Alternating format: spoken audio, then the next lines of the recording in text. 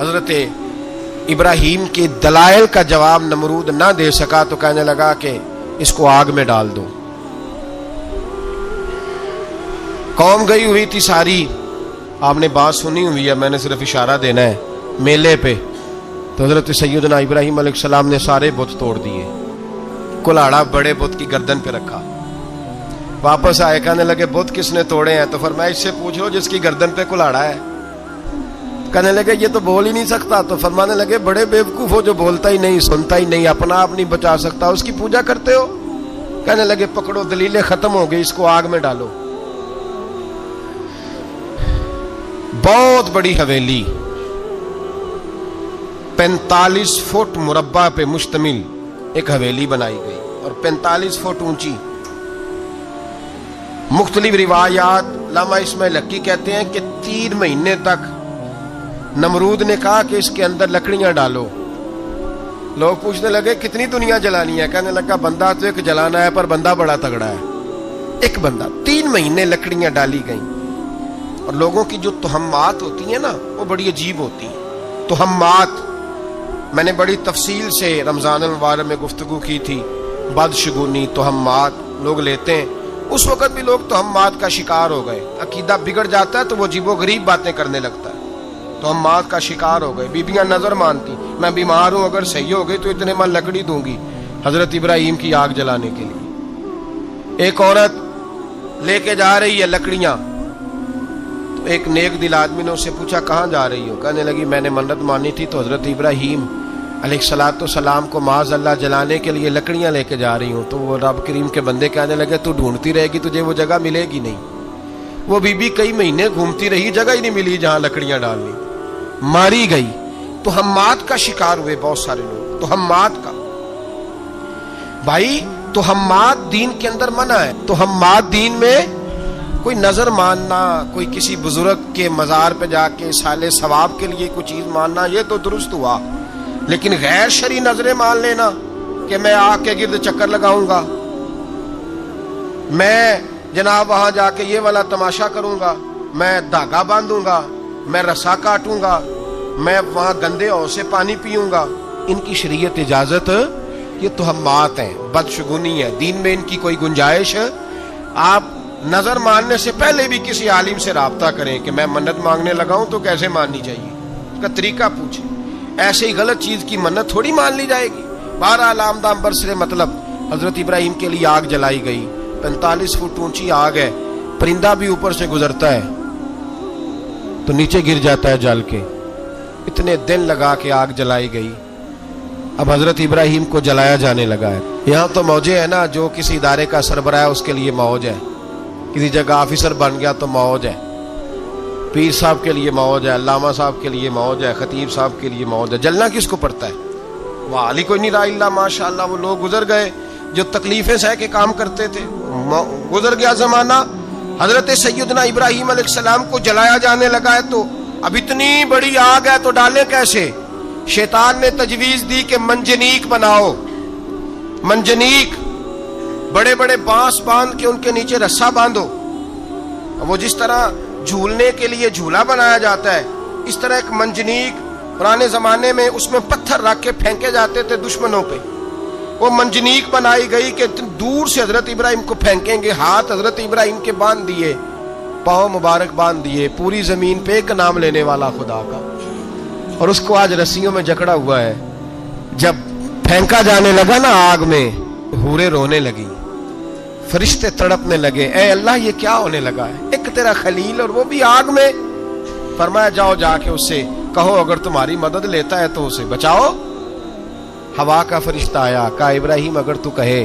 او بھائی, ان چیزوں کو کہانی سمجھ کے نہ سنا کریں, یہ داستان نہیں, یہ وہ طریقے ہیں جو ہمارے رسول نے ہمیں اپنانے کا حکم ارشاد فرمایا ہے. جو عقیدے, یہ وہ نظریات ہے جو ہمیں اوڑھنے کو کہا گیا. اپنے رب کریم کی رضا پہ راضی رہنے کے یہ وہ خوبصورت مواقع ہیں صوفیاء نے جن کو بنا کر سمجھا کر ہم تک پہنچایا ہے. یہ ہے اہل طریقت کی باتیں. وہ کہتے ہیں یار جس حال میں رکھے راضی رہنا ہے. حضرت ابراہیم علیہ السلام کو پھینکا جا رہا ہے, فرشتہ آیا, اے اللہ کے خلیل اگر حکم دو تو اتنی ہوا چلاؤں کہ نمرودی جل جائیں سارے. आग उन पे फेंक दी जाए। आपने फरमाया तू जा, तुझसे मुझे कोई काम नहीं।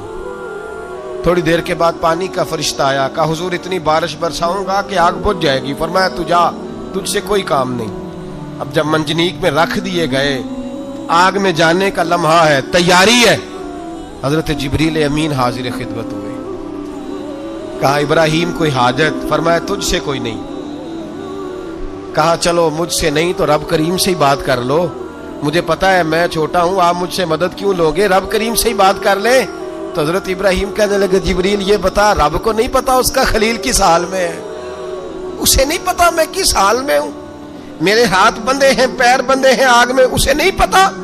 बताया तो उससे जाता है जिसे खबर ना हो। तो अगर उसे पता है, तो अगर वो जलाने पे राजी है तो मैं भी जलने को तैयार हूं, मैं तैयार हूं, मैं तैयार हूं। उसे कहो ठीक है। हजरत सैयदना इब्राहिम अलैहिस्सलाम को मंजनीक में डाल के जो फेंका आग में, या नारुकूनी बरदम व सलामन अला इब्राहिम, अल्लाह ने फरमाया ए आग मेरे इब्राहिम पे ठंडी भी हो जा और सलामती वाली भी हो जा। हजरत इब्राहिम को दो फरिश्तों ने बिठा दिया जमीन पे, फूल खिले हैं, कौंपलें महक रही हैं, कलियां खुशबू दे रही हैं। हजरत इब्राहिम ने सर सजदे में रख दिया, सुबहान अल्लाहि वल्हम्दुलिल्लाहि वला इलाहा इल्लल्लाहु वल्लाहु अकबर। हजरत इब्राहिम अल्लाह की तस्बीह पढ़ने लगे, रब करीम का शुक्र बजा लाने लगे। निकले वहां से, कुछ दिन गुजर गए, निकले, हुक्म हो गया इब्राहिम इलाका छोड़ दो। हजरत इब्राहिम अलैहिस्सलाम वहां से निकल के मिस्र आए, चचा के पास ठहरे। उन्होंने अपनी बेटी जनाबे सारा का निकाह कर दिया। कुछ आगे बढ़े तो एक जालिम बादशाह से टकराए। उसने एक शहजादी, एक बादशाह की बेटी कैद की हुई थी, जनाबे हाजरा नाम था, उनको कैद से छुड़ा के साथ लाए। हजरत लूत अलैहिस्सलाम भी साथ। ये 4 लोगों का काफिला चला, फलस्तीन में जाके पड़ाव डाला, घर बार छोड़ा, तबलीग शुरू हुई। हजरत इब्राहिम के घर में 2 खवातीन है, एक आपकी बीवी हैं, एक हजरत हाजरा है, औलाद कोई नहीं। बड़ा मेवा है मीठा, घर वही आबाद होता है जिसमें बच्चे रोते हैं, घर होता ही वो है जिसमें बच्चों की चंचनाहट होती है, भिन भनाहट होती है। हजरत इब्राहिम ने एक बच्चा रोते हुए देखा तो आंखों में आंसू आए, कहने लगे रब्बी हबली मिनस सालिहीन, या अल्लाह मुझे भी नेक औलाद अता कर दे। हजरत सारा ने सुन लिया, कहने लगी इब्राहिम शायद मेरे बतन से तो आपको नसीब नहीं, हाजरा से निकाह कर लो। नाबे हाजरा से निकाह हुआ। अल्लाह तो बड़ा बेनियाज है, रब करीम ने हजरत इस्माइल जैसा खूबसूरत बेटा अता फरमाया। बेटा काला स्याही हो तो सीने की ठंडक होता है, पर ये तो वो बेटा है जिसकी पेशानी में नूरे मुहम्मदी चमकता है सल्लल्लाहु अलैहि वसल्लम। हजरत सैयदना इस्माइल इतने खूबसूरत। अब जिस बीवी के यहाँ बेटा था, बैठना उठना भी ज्यादा उसके पास, आना जाना भी उसके पास, तवज्जो उधर हो गई। जनाबे सारा रश्क करने लगी। एक दिन कहने लगी इसे छोड़ आ जंगल में, वादी गैर ज़ीज़र मक्के के पास। भाई एक बेटा आलमे दीन बना लो। कहने लगा रोटी कहाँ से खाएगा? तेरे 5 बेटे हैं, को हाफिज़े कुरान बना, कहते रोटी कहाँ से खाएगा? वो बच्चा भी कहता है मैं कहाँ से खाऊंगा। हजरत इब्राहिम अलैहिस्सलाम तो चंद महीने का बच्चा छोड़ आए, तो कहाँ से रोटी खाई हजरत इस्माइल ने? कहाँ से खाई उनकी अम्मा ने रोटी? भूखे मर जाते हैं ये सारे। मैं बड़ी जिम्मेदारी से कहा करता हूँ कि जितनी खूबसूरत रोटी अल्लाह करीम दीन के खादिमों को अता करता है शायद किसी और के नसीब होती है, लेकिन हम लोग तवज्जो ही नहीं कर रहे, हमारा ज़ौक़ ही नहीं बन रहा, हम ये मेहनत ही नहीं कर रहे कि कौम को मुस्तनद उलमा की जरूरत है, इलाकों के इलाके खाली हैं, इधर हमारा मिजाज ही नहीं बन रहा, तवज्जो ही नहीं दीन की खातिर। और फिर चले बच्चे तो बात की बात है ना, जो अभी खुद जवान है वो भी ये दुआ, एक साहब मुझे कहने लगे मैं दुआ मांग रहा हूँ अल्लाह मुझे बेटा दे तो मैं उसे दीन पे लगाऊंगा। तो मैंने कहा आप भी बूढ़े नहीं हुए, आप खुद ही लग जाए, बेटा तो अभी आएगा तो लगेगा ना, तो आप तो इस वक्त है तो आप तो पहले लगे ना साहब, 2 घंटे तो निकाल के आए, दीन सीखने को काफी है। आप इतनी लंबी सोच रहे हैं कि बच्चा आएगा तो बड़ा होगा तो वो जाएगा तो देखी जाएगी, अभी तो आप हैं तो आप तो आओ। हजरत इब्राहिम ने बच्चा वहां छोड़ा। यहां से जो उम्रा करने लोग जाते हैं ना, जो हज करने जाते हैं, उनको पता है कि वहां दुनिया की हर नेमत मिलती है, फिर भी डबल ट्रिपल पैसे लोग जेबों में डाल के जाते हैं। हजरत इब्राहिम जब वहां लेके गए तो कोई इंसान नहीं था, पानी का कतरा नहीं था, 2 किलो खजूरें, एक मशकीजा, बीवी को थमाया। ہمارے گھر میں ہزاروں چیزیں پڑی ہیں، لیکن وہ جو توکل ہے نا وہ ختم ہو گیا ہے۔ اللہ دے گا، حلال حلال پہ قناعت کرے، جائز جائز پہ بھروسہ کرے، رب کریم عطا کرنے والا ہے، وہ مزاج ختم ہو گیا۔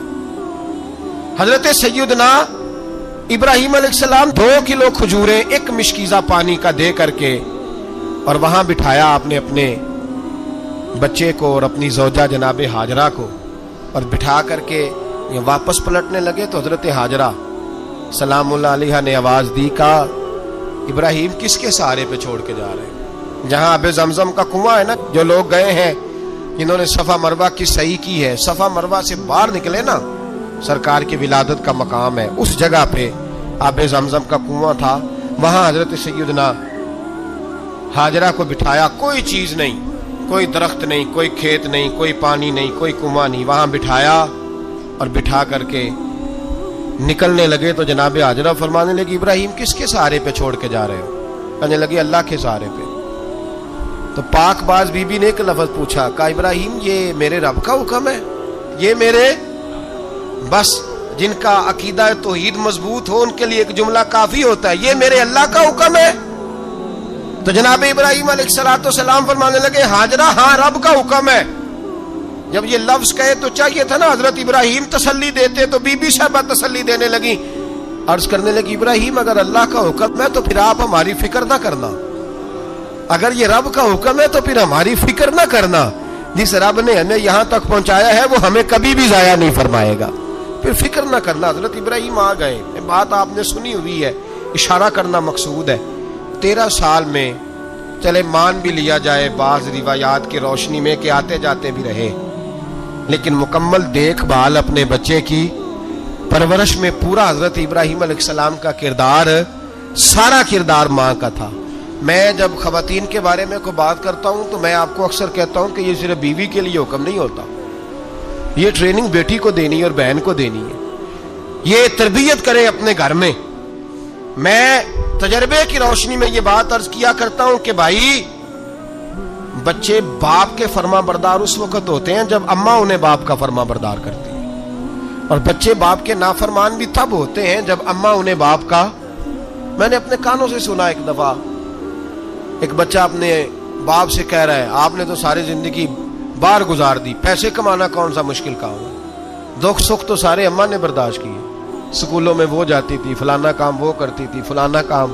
اب یہ سوچ اس کی ذاتی تو نہیں، یہ اس کو دی گئی ہے، اور اگر اس کو یہ سوچ دے دی جائے کہ اماں کہے کہ میں تو اپنوں میں رہی ساری زندگی، میں نے تو اپنوں میں وقت گزارا، اور تیرا باپ تو کئی دفعہ جنازے بھی نہیں پڑھ سکا، اس نے تو ماں باپ ایسے دفن کر دیے، وہ اگر یہ سوچ فراہم کرے تو پھر بچہ باپ کا فرما بردار ہوتا ہے۔ اور یہ والی روایتیں ہم بیوی کو سناتے ہیں، حالانکہ کس کو سنانی چاہیے؟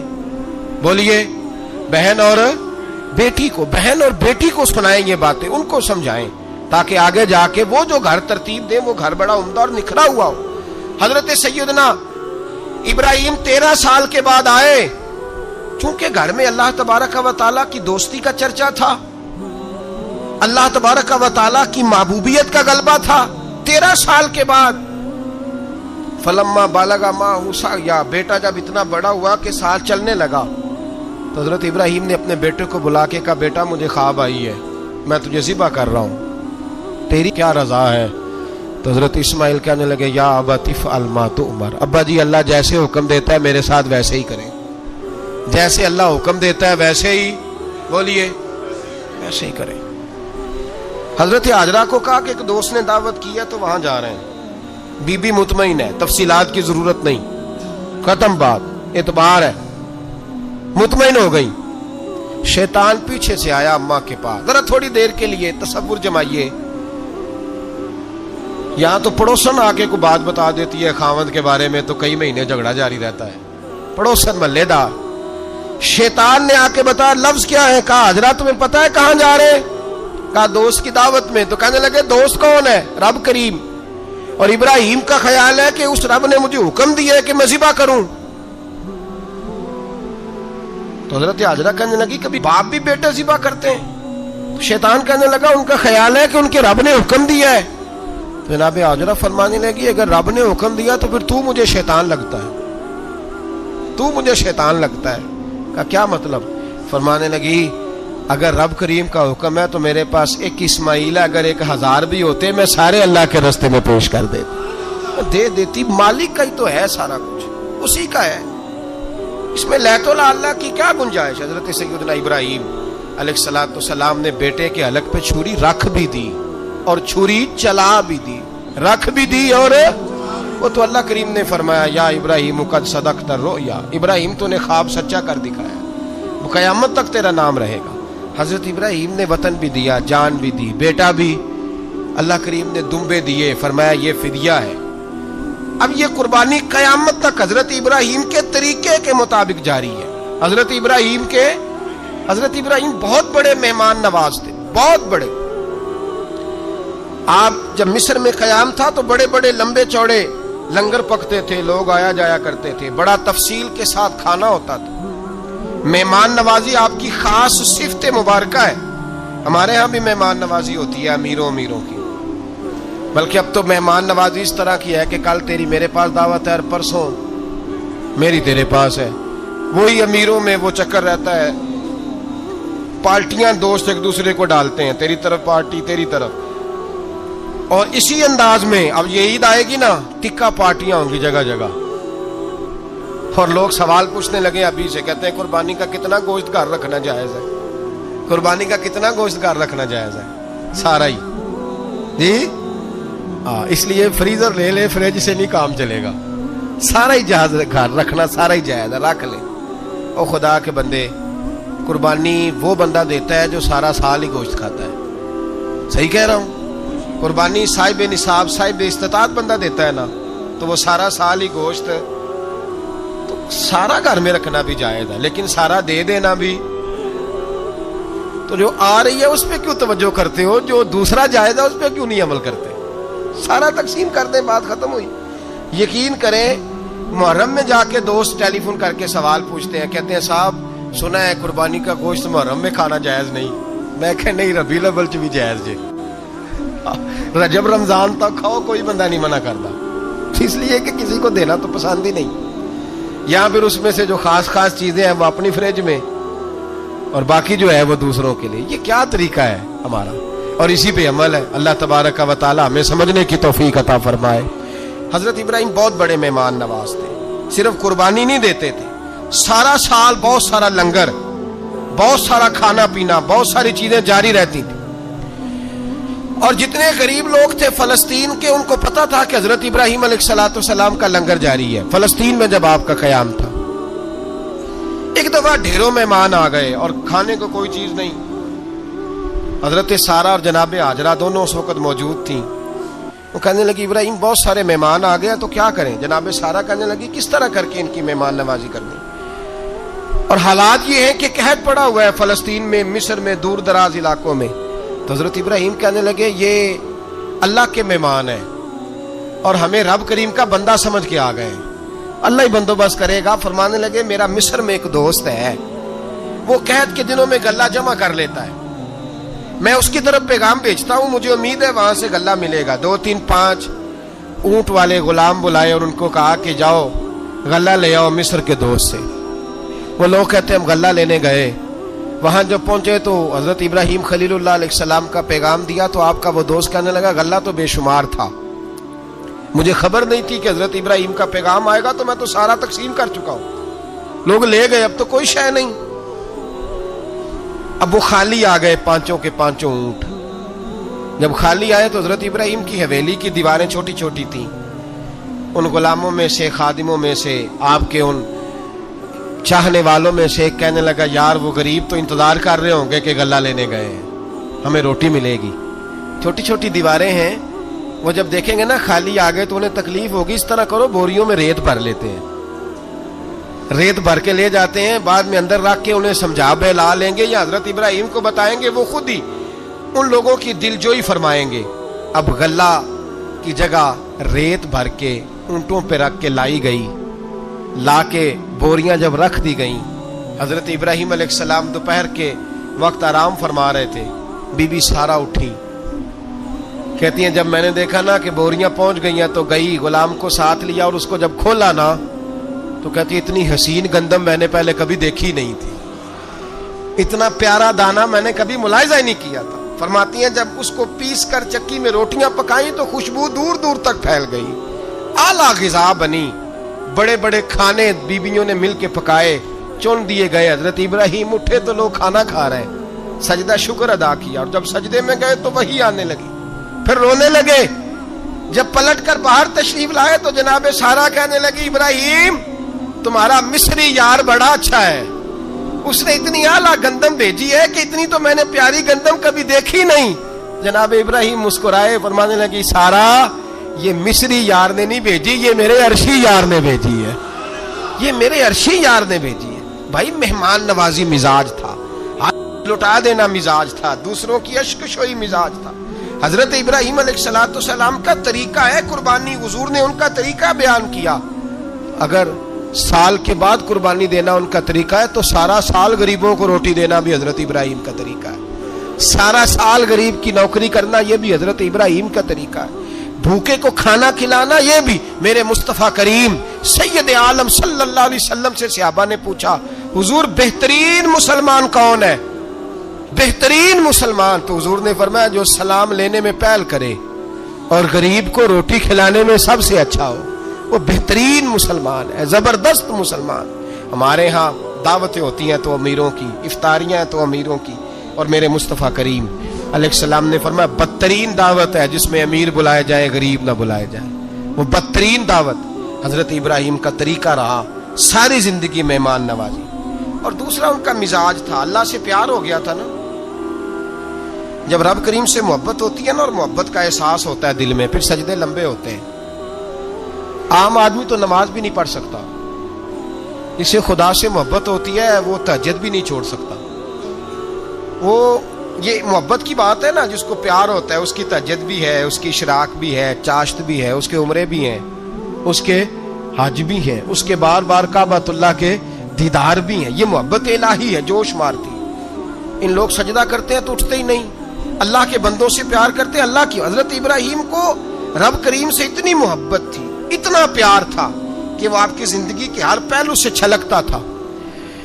ایک وقت ایسا آیا کہ اللہ تعالیٰ نے حضرت ابراہیم کو بہت زیادہ مال عطا فرمایا، اتنے اونٹ گنے نہیں جاتے، گائیں اتنی زیادہ کہ شمار نہیں ہوتی، بکرے بکریاں اتنی زیادہ کہ شمار، بہت زیادہ مال اللہ نے عطا فرمایا۔ اور ابھی کچھ عرصہ پہلے آپ پیچھے جائیں نا تو جو لفظ مال تھا وہ روپے پہ تو بولا ہی نہیں جاتا تھا، وہ جانوروں پہ بولا جاتا تھا۔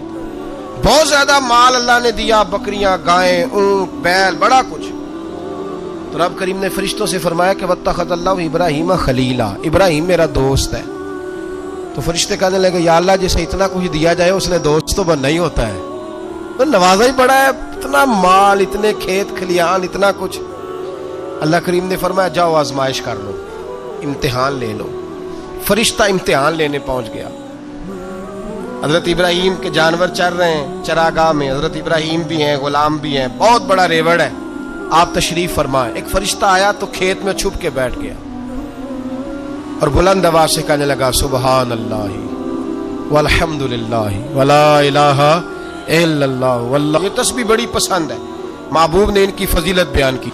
اب وہ حضرت سیدنا ابراہیم علیہ السلام کھڑے تھے تو وہ کھیت میں بیٹھ کے تسبیح پڑھنے لگا سبحان اللہ والحمد للہ ولا الہ الا اللہ۔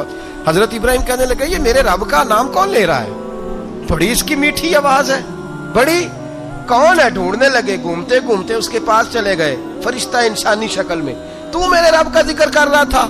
اس نے کہا میں ہی کر رہا تھا۔ فرمانے لگے یار ایک دفعہ پھر نہیں کرتا؟ تو کہنے لگا ابراہیم پہلے تو میں اپنی مرضی سے کر رہا تھا، تو کہتا ہے تو پیسے لگیں گے، پیسے ہیں تو کر دیتا ہوں۔ حضرت ابراہیم کہنے لگے بول تو کیا لے گا، میرے اللہ کا ذکر سنانے کا کیا لے گا؟ کہنے لگا جتنی بکریاں آپ چرا رہے ہیں ساری دے دے تو میں اللہ کا ذکر سنا دیتا ہوں۔ اور آپ نے فرمایا بس جا تیری ساری ہوئی، میرے رب کا ذکر سنا۔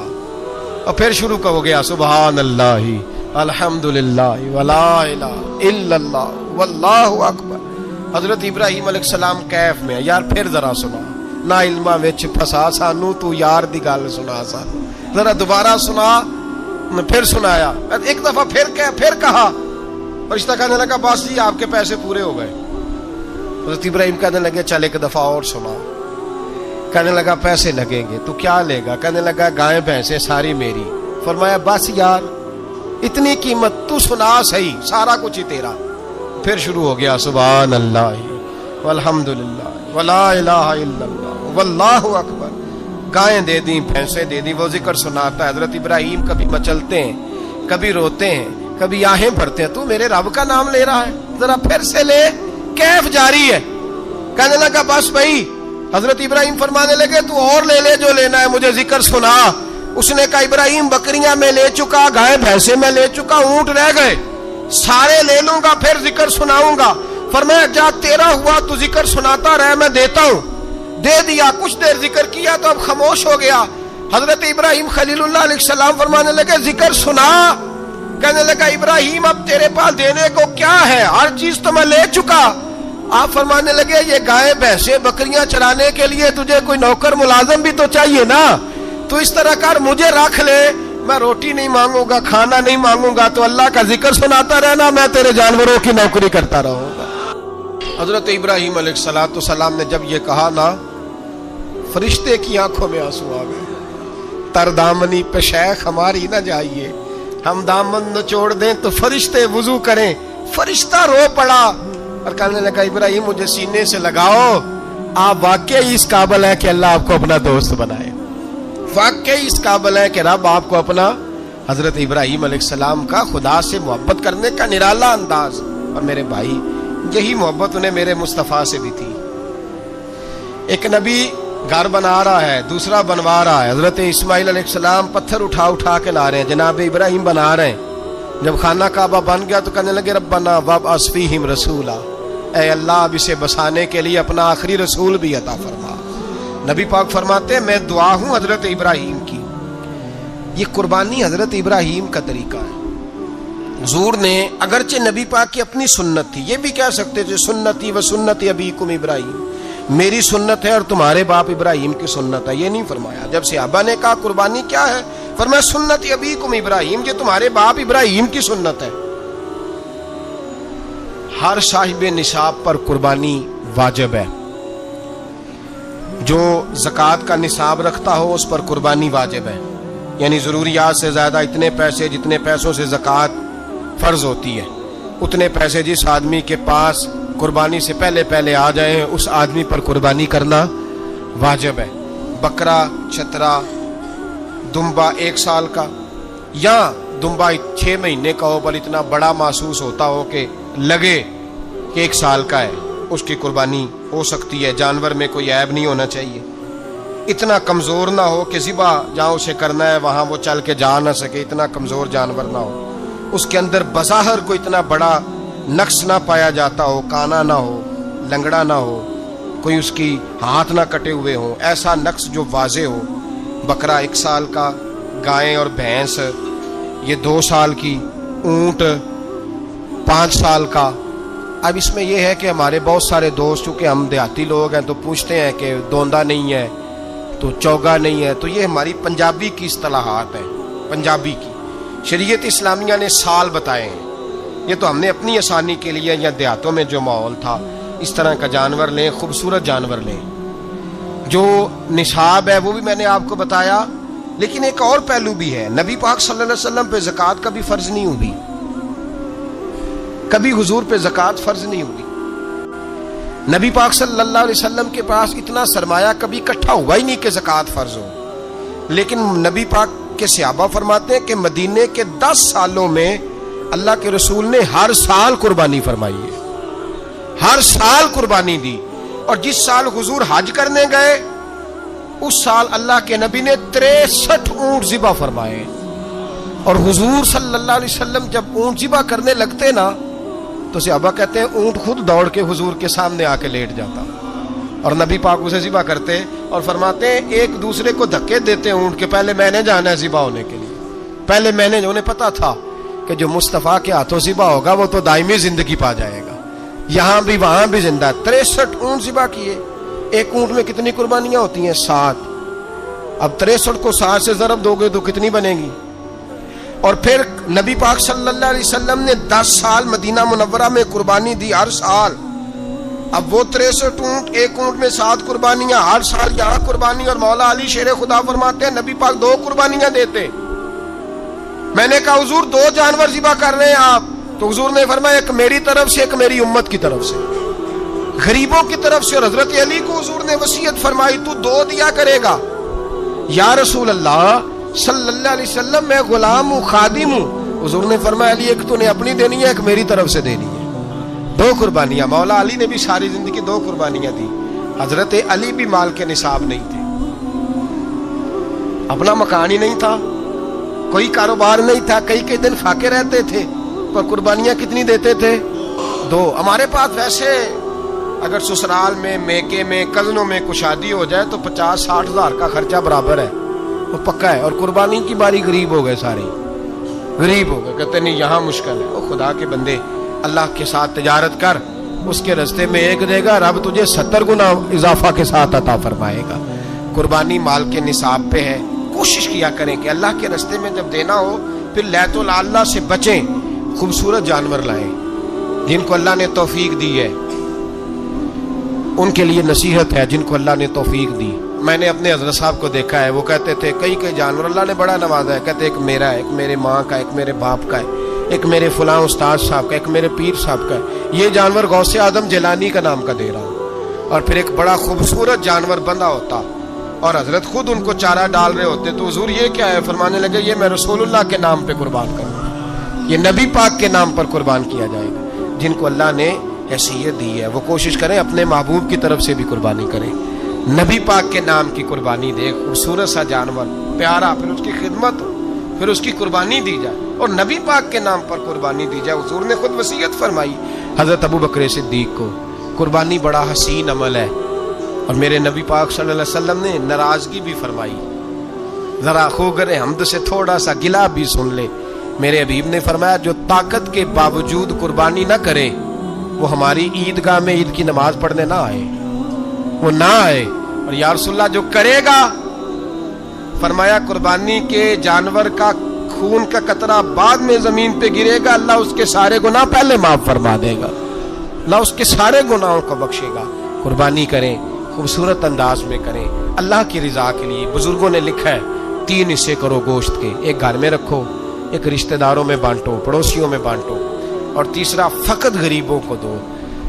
لیکن میں اکثر یہ سوچتا ہوں کہ ہمارے ہاں قربانی کرتا ہی وہ ہے جن کے گھر میں ہر جمعرات کو چھوٹا گوشت پکتا ہے، اور جن کے گھر میں ہفتے میں 3 دفعہ مرغی کا گوشت پکتا ہے، وہی تو قربانی دینے کے قابل ہوتے ہیں۔ تو وہ بھی اگر قربانی کے بکرے میں سے بھی تیسرا رکھنا چاہیں تو اجازت تو ہے، میں نے کہا سارا رکھنے کی بھی اجازت ہے، لیکن اگر آپ مہربانی کریں، کوشش کریں کہ یار ہم تو سارا سال ہی کھاتے ہیں، اور ہمارے ہاں جو گوشت تقسیم ہوتا ہے نا وہ بھی باری لگی ہوئی ہے، ادھر سے پلیٹ آئی تھی گوشت کی تو ادھر سے بھر کے چلی گئی، بھئی اس نے کی ہے، اس کو بار بار گوشت دینے کا کیا مطلب ہے؟ آپ یہ دیکھیں عزیزوں میں، رشتہ داروں میں، اور میں اگر تھوڑا سا آپ کی توجہ کرانے میں کامیاب ہو جاؤں تو سفید پوش لوگوں کو دیکھیں، کچھ سفید پوش ہیں، سفید پوش جن کے اوپر قرضے ہیں، بیماریوں نے جکڑ لیا ہے، گھر میں بڑے بڑے سخت مریض آ گئے ہیں، سفید پوش پہلے دیا کرتے تھے۔ آپ ان سے پوچھتے ہیں صاحب قربانی، تو بات کو ٹالتے ہیں، وہ کہتے ہیں سوچ رہا ہوں کوئی حصہ ڈال جائے، پردہ پوشی کرتے ہیں، کہتے ہیں کہیں حصہ رکھا ہوا پردہ پوش۔ اکثر وہ لوگ قربانی نہیں دے پاتے، اکثر دیا کرتے تھے اب نہیں دے پا رہے، کیوں؟ اس لیے کہ مشکلات ایسی آ گئیں۔